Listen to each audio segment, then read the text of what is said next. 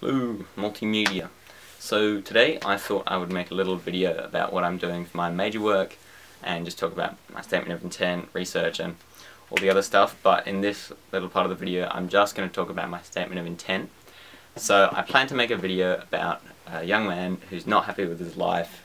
He gets bullied at school and as a result he really likes his video games, and eventually he becomes so consumed by it that he actually thinks he's in one, but in real life he's in a coma. So that's going to be sort of the bulk of my assignment, and I'm going to focus on trying to put him in that virtual environment. It's going to be challenging, editing that, and yeah, it should be interesting.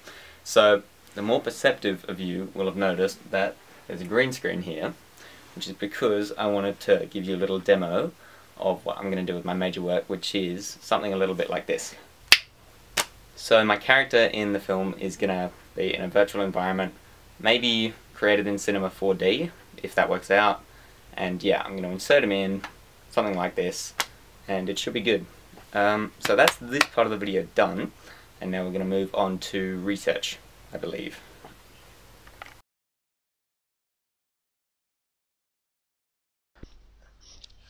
Alrighty, so the first area we're going to look at is video game addiction. It's pretty simple. It's not officially recognized as a mental illness yet, but the character in this video certainly has a video game addiction, whether he realizes it or not, and he's affected by it, and that's the premises for the story and what it's based around. So it's pretty important to, making the plot believable, so hopefully I'll sort of develop this more as the project goes on.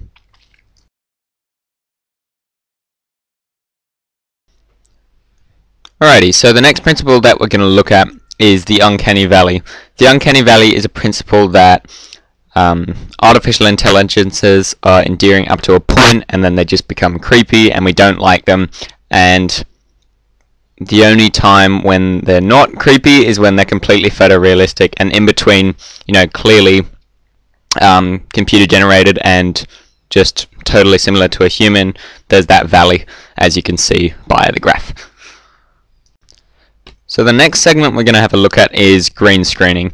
What you saw at the start of the video was a very basic green screen. It was just a bit of fabric up in front of my window with a lamp used as lighting. So the video that you're seeing now in that little corner there is the tutorial I used for my green screen.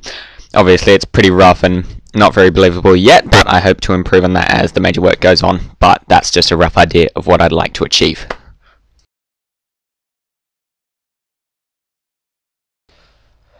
So the finance plan that you guys are seeing now will be very subject to change, especially depending on what software I decide to use to create the virtual environment for my character.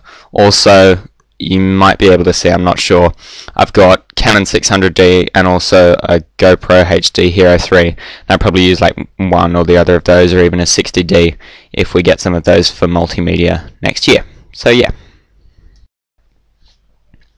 So my Gantt chart was set out obviously in terms of creating my portfolio, the video and the website, and obviously this will change and I probably won't follow it so precisely as what I've outlined here, but initially I've tried to split up the tasks so that they're manageable and it all flows well together and it all gets done on time.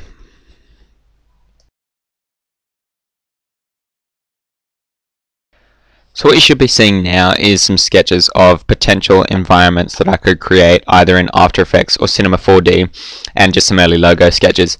With the environment sketches, one that I'm particularly interested in is like a city environment at nighttime, because if I did this I could use After Effects and 3D layers and like cameras and just have 2D images of skyscraper buildings, but give the illusion that it's 3D, and that would eliminate the need for Cinema 4D, which could work well if budgeting turns out to be a problem and I can't get a student version of it.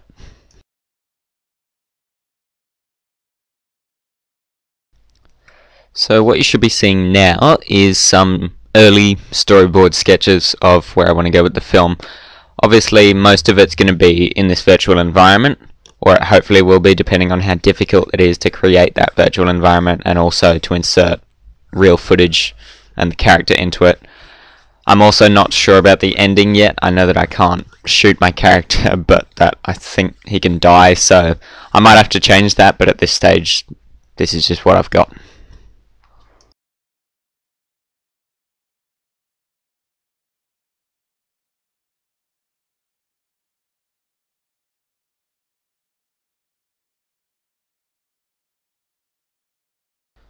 So the last thing we're looking at is websites. These are just a few websites I grabbed off the AWWW Wards site, and they're just really interesting in terms of user interface. They're really simple, they look good, and they've all got kind of interesting little things that make you go kind of, oh, I wonder how they did that.